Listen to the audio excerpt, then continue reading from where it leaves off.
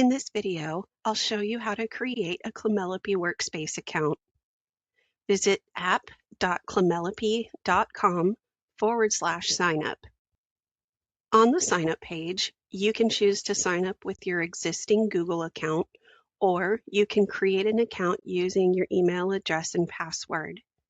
In this video, we'll be using email address and password. Start by entering your name. And in this video, I will be using support@clemelopy.com for the email address.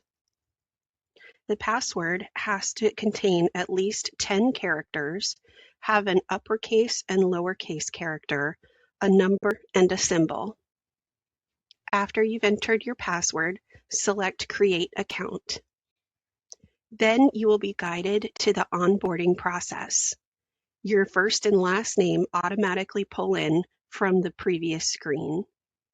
Enter your business name and website, and you can update your profile photo here, or you can leave it as just your initials.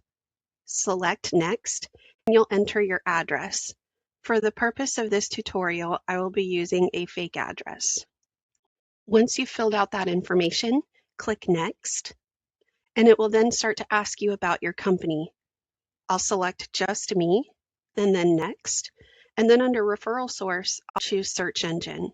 It will then show you a drop-down asking you to put more information so that we know where you found us. This information is very helpful. Select Next, and then this is just for fun. I'm choosing Clementines, and then select Next. Then your workspace account is completed. From this point, you can explore your workspace, and that is how to create an account with the Clemelopy Workspace.